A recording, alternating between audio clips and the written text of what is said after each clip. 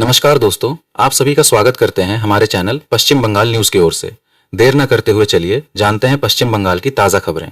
अगर आपने अभी तक हमारा चैनल को सब्सक्राइब नहीं किया है तो जल्दी से सब्सक्राइब और वीडियो को लाइक करें ताकि हमारी सारी खबरें सबसे पहले आप तक पहुंच सकें।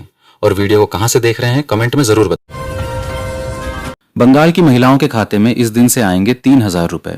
शुभेंदु अधिकारी सरकार ने की बड़ी घोषणा।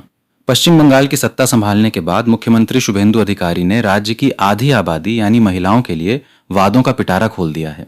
शनिवार को स्वास्थ्य विभाग के एक कार्यक्रम के दौरान मुख्यमंत्री ने घोषणा की कि बीजेपी के संकल्प पत्र का सबसे बड़ा वादा अन्नपूर्णा योजना अब हकीकत बनने जा रही है। आगामी 3 जून से इस योजना के तहत पात्र महिला लाभार्थियों के बैंक खातों में धनराशि का ट्रांसफर शुरू हो जाएगा। पहले चरण में महिलाओं को सीधे 3,000 रुपए की आर्थिक सहायता दी जाएगी। इसके साथ ही उन्होंने महिलाओं के लिए सरकारी बसों में मुफ्त यात्रा का तोहफा भी दिया है, जो 1 जून से प्रभावी होगा। टीएमसी में अंदरूनी बेचैनी। कल्याण बनर्जी पर हमले के बाद ममता ने बुलाई बैठक, 80 में से 20 ही पहुंचे, टली मीटिंग। बंगाल विधानसभा चुनाव में करारी हार के करीब 1 माह बाद तृणमूल कांग्रेस के भीतर असहज स्थिति खुलकर सामने आ गई है। पार्टी के राष्ट्रीय महासचिव व सांसद अभिषेक बनर्जी पर सोनारपुर में हुए हमले की घटना के 1 दिन बाद तृणमूल सुप्रीमो ममता बनर्जी द्वारा रविवार शाम में कोलकाता के कालीघाट स्थित अपने आवास पर बुलाई गई पार्टी विधायकों की बैठक में 80 में से केवल 20 विधायक ही पहुंचे। विधायकों की बेहद कम उपस्थिति के कारण ममता को बैठक स्थगित करनी पड़ी। सूत्रों के अनुसार अपेक्षा से बहुत कम संख्या में विधायकों के पहुंचने पर ममता बनर्जी स्वयं भी बैठक में शामिल होने नहीं आई।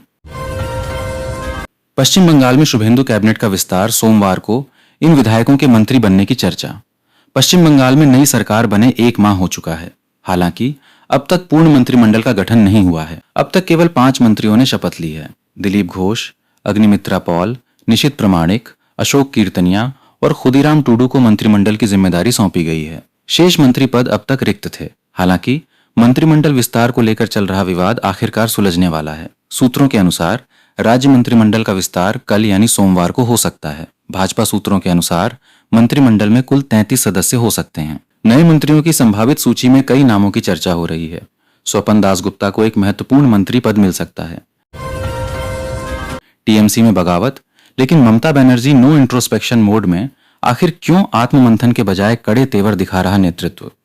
पश्चिम बंगाल विधानसभा चुनाव 2026 के नतीजों के बाद तृणमूल कांग्रेस के भीतर का ज्वालामुखी फटने लगा है। शांतनु सेन, अरूप चक्रवर्ती और काकोली घोष दस्तीदार जैसे दिग्गज नेताओं के इस्तीफों और बयानों ने साफ कर दिया है कि पार्टी के भीतर सब कुछ ठीक नहीं है। सबसे चौंकाने वाली बात यह है कि इतनी बड़ी बगावत के बावजूद टीएमसी सुप्रीमो ममता बनर्जी के रुख में आत्ममंथन की कोई झलक नहीं दिख रही। इसके उलट वे गिरगिटी जैसी कविता के जरिए बागी सुरों को कुचलने का कड़ा संदेश दे रही हैं।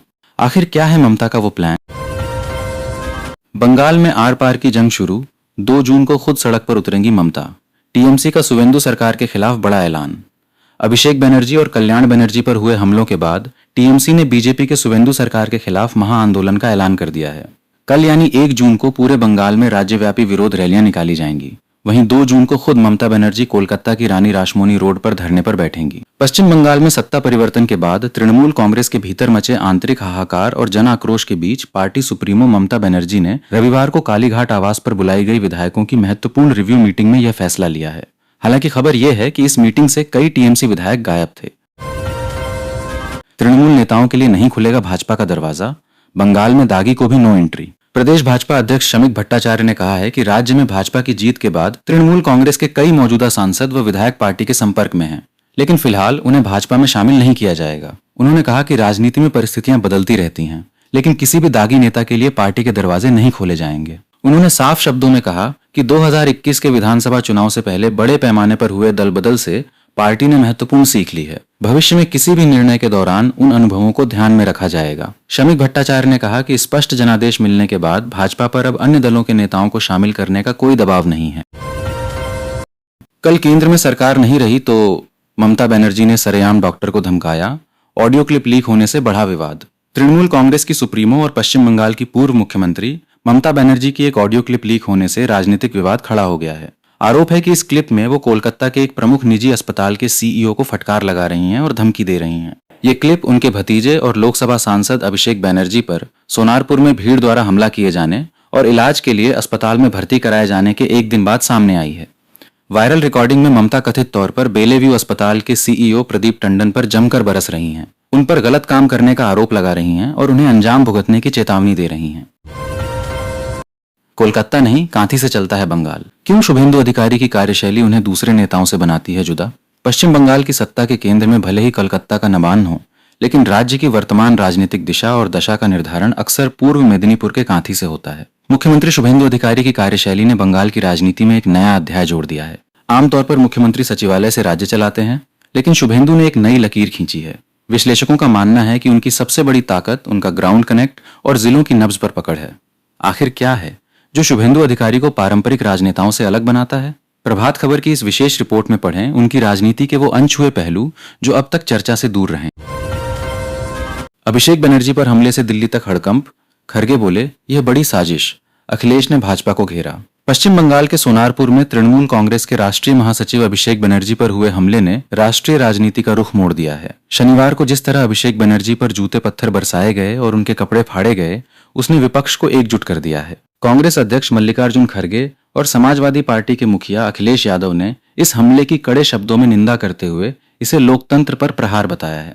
दिल्ली से लेकर लखनऊ तक के नेताओं का मानना है कि एक प्रमुख विपक्षी नेता को सुरक्षा न देना किसी बड़ी साजिश का हिस्सा है। सोमवार को होगा शुभेंदु सरकार का मंत्रिमंडल विस्तार, 35 मंत्री लेंगे शपथ। पश्चिम बंगाल में बड़े मंत्रिमंडल विस्तार की तैयारी पूरी हो चुकी है। मुख्यमंत्री शुभेंदु अधिकारी ने रविवार को घोषणा की कि राज्य सरकार में 35 नए मंत्रियों को शामिल किया जाएगा। सभी मंत्री सोमवार 1 जून को शपथ लेंगे। मुख्यमंत्री ने सोशल मीडिया प्लेटफॉर्म एक्स पर जानकारी देते हुए बताया कि राजभवन की ओर से आयोजित शपथ ग्रहण समारोह सुबह 11 बजे नबन्ना में होगा। राज्यपाल RN रवि नए मंत्रियों को पद और गोपनीयता की शपथ दिलाएंगे। सीएम शुभेंदु अधिकारी ने बताया, पश्चिम बंगाल की जनता के जनादेश से चुनी गई राष्ट्रवादी सरकार का पूर्ण मंत्रिपरिषद कल गठित किया जाएगा। मंत्रिपरिषद के विस्तार के तहत 35 मंत्री नबन्ना में सुबह 11 बजे शपथ लेंगे। बंगाल में एनडीए ब्लॉक की वापसी, भतीजे पर हमले को लेकर ममता बनर्जी को मिला समर्थन। अभिषेक बनर्जी पर हुए हमले की घटना के बाद पूर्व मुख्यमंत्री ममता बनर्जी ने केंद्र और भाजपा पर तीखा हमला बोलते हुए कहा कि शासक ही हत्यारे बन गए हैं। घटना को लोकतांत्रिक मूल्यों पर हमला बताया। वहीं इंडिया ब्लॉक के कई सदस्यों ने इस हमले की निंदा की। कांग्रेस नेता राहुल गांधी ने अभिषेक बनर्जी पर हुए हमले को बेहद निंदनीय बताया। कांग्रेस अध्यक्ष मल्लिकार्जुन खड़गे और समाजवादी पार्टी प्रमुख अखिलेश यादव ने भी कड़ी निंदा की। अखिलेश ने पुलिस की अनुपस्थिति को बड़े षड्यंत्र का संकेत बताया। भाजपा प्रदेश अध्यक्ष शमिक भट्टाचार्य ने हिंसा की निंदा करते हुए सभी पक्षों से संयम बरतने की अपील की। अभिषेक बनर्जी पर हमला मामला, लपेटे में लॉकेट चटर्जी, भाकपा ने शुभेंदु सरकार को घेरा, कहा लोकतंत्र में हिंसा की जगह नहीं। पश्चिम बंगाल के सोनारपुर में तृणमूल कांग्रेस के राष्ट्रीय महासचिव अभिषेक बनर्जी पर हुए हमले ने अब एक बड़े पॉलिटिकल वॉर का रूप ले लिया है। तृणमूल कांग्रेस ने रविवार को दावा किया कि यह हमला जनता का सहज आक्रोश नहीं, भाजपा प्रायोजित सुनियोजित साजिश थी। टीएमसी ने कुछ ऐसी तस्वीरें जारी की हैं जो सीधे तौर पर भाजपा के बड़े नेताओं की संलिप्तता की ओर इशारा कर रही हैं। दिल्ली में भाकपा सीपीआई के महासचिव डी राजा ने भी इस हिंसा की कड़ी निंदा करते हुए शुभेंदु अधिकारी सरकार से जवाबदेही तय करने की मांग। अभिषेक बनर्जी पर हमले के बाद गुस्से में ममता बनर्जी, दोपहर बाद बुलाई विधायकों की बैठक। तृणमूल कांग्रेस के महासचिव और सांसद अभिषेक बनर्जी पर हुए हमले के बाद ममता बनर्जी गुस्से में हैं। इस घटना से बंगाल की राजनीतिक परिदृश्य में हलचल मची हुई है। राष्ट्रीय राजनीतिक परिदृश्य में भी इसकी चर्चा हो रही है। इस पूरे घटनाक्रम पर तृणमूल सुप्रीमो ममता बनर्जी रविवार को कालीघाट में विधायकों के साथ बैठक कर रही हैं। यह बैठक दोपहर बाद शाम 4 बजे होगी। हालांकि इस बैठक की घोषणा पहले ही कर दी गई थी, लेकिन अभिषेक उत्पीड़न की घटना के बाद विधायकों की यह बैठक काफी महत्वपूर्ण हो गई है। दूसरी ओर विधानसभा में हस्ताक्षर जालसाजी मामले की गहन जांच सीआईडी ने शुरू कर दी है। सीआईडी कुणाल घोष और नैना बनर्जी जैसे प्रभावशाली नेताओं के घरों पर भी गई। टीएमसी की उल्टी गिनती शुरू, राज्यसभा सांसद ने अपनी ही पार्टी के टॉप लीडर्स को सुनाई खरी खरी। पश्चिम बंगाल की राजनीति में लगातार भूकंप के झटके आ रहे हैं। तृणमूल कांग्रेस के राज्यसभा सांसद सुखेंदु शेखर रॉय ने अपनी ही पार्टी और उसके शीर्ष नेतृत्व के खिलाफ ऐसा धमाका किया है जिसने राजनीतिक गलियारों में खलबली मचा दी है। सांसद ने अत्यंत कड़े शब्दों में चेतावनी देते हुए कहा है कि अगर मौजूदा हालात नहीं बदले तो तृणमूल कांग्रेस अगले कुछ ही दिनों में इतिहास बन जाएगी। इसका अस्तित्व पूरी तरह समाप्त हो जाएगा। हार के बाद शुरू हुई इस आंतरिक खींचतान ने ममता बनर्जी के नेतृत्व वाली पार्टी को ऐसे चौराहे पर लाकर खड़ा किया है जहां से वापसी की राह कठिन दिख रही है। पार्टी के भीतर से उठ रही आवाज ने नेतृत्व के होश उड़ा दिए हैं। बंगाल सरकार का एक्शन, धान, चावल, तिरपाल और रेत घोटाले पर बड़ी कार्रवाई, 4 सरकारी अधिकारी निलंबित। धान चावल वितरण, तिरपाल वितरण और रेत से जुड़े मामलों में गंभीर अनियमितताओं के आरोपों में 4 सरकारी अधिकारियों को निलंबित कर दिया गया है। खाद्य विभाग के सूत्रों ने बताया कि वर्ष 2023-24 के दौरान धान संग्रह और चावल आपूर्ति प्रक्रिया में गंभीर कारगुजारी सामने आई थी। जांच में पाया गया कि सरकारी धान के बदले संबंधित राइस मिलों से समान मात्रा में चावल की वसूली नहीं की गई। आरोप है कि इस मामले में आवश्यक निगरानी और प्रशासनिक कार्रवाई करने में 2 जिला खाद्य एवं आपूर्ति नियंत्रक विफल रहे। प्रारंभिक जांच में आरोपों की पुष्टि होने के बाद दोनों अधिकारियों को निलंबित कर दिया गया है। साथ ही संबंधित राइस मिलों के खिलाफ एफआईआर भी। गोलगप्पा और पानीपुरी को मात देता है पुचका। कोलकाता की गलियों में क्यों फेल हैं दिल्ली और मुंबई के जायके।